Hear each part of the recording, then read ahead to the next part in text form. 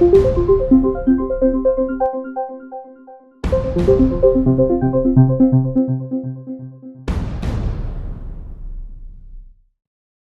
le CICS, c'est une association qui regroupe en fait tous les industriels de la sécurité.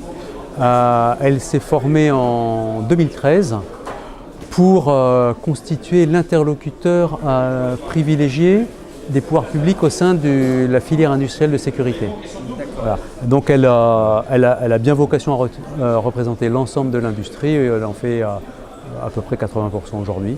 Donc elle est constituée de ses membres, ce sont des grands groupements tels que la FIEC, le J4, le GICAN, un groupement de groupements. Voilà. Ce que constitue une filière, c'est quand même quelque chose d'assez lourd.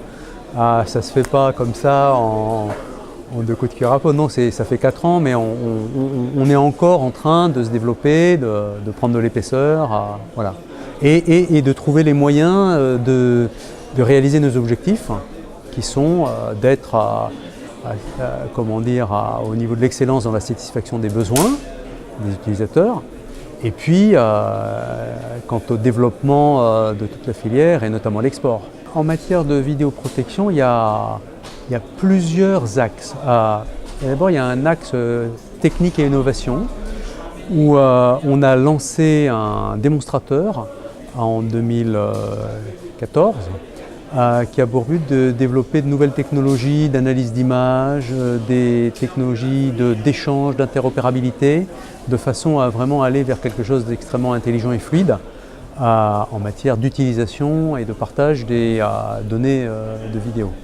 Voilà, ça c'est le premier axe. Il y a un deuxième axe qui est en fait d'influencer le législateur et l'administration pour permettre la meilleure utilisation de toutes ces technologies, car on sait qu'aujourd'hui il y a beaucoup de règlements ou de dispositions légales qui empêchent l'utilisation la plus efficace possible de technologies qui sont au point, qui sont respectueuses des libertés, mais qui ne sont pas encore totalement acceptées par le système. Voilà. Et donc, avec la N2V par exemple, on essaye de faire prendre conscience qu'il y a des dispositions qui sont obsolètes et qu'il faut passer à une autre étape.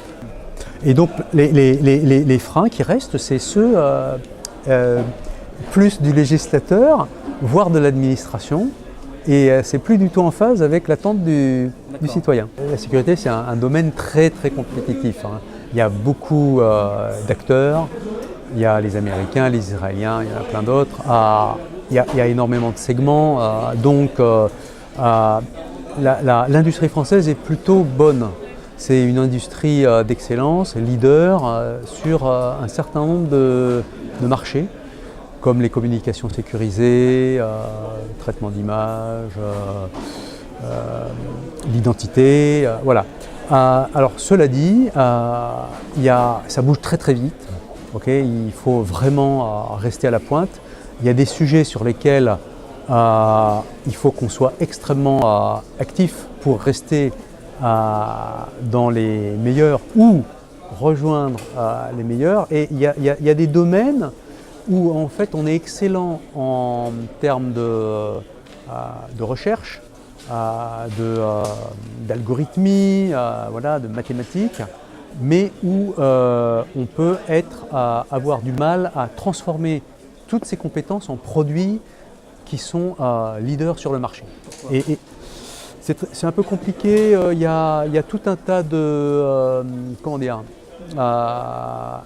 parfois ce qui manque, ça va être la rapidité d'exécution, parfois ça va être les financements, l'ambition des dirigeants, voilà. Donc il y a pas mal de choses qu'on peut corriger, en tous les cas qu'on doit essayer de corriger pour voilà, essayer d'être les plus forts possibles. Alors il y a des choses, vous l'avez dit, l'intelligence artificielle, le big data, c'est des sujets sur lesquels on a de fortes compétences, mais où, c'est vrai, il y a des efforts à faire pour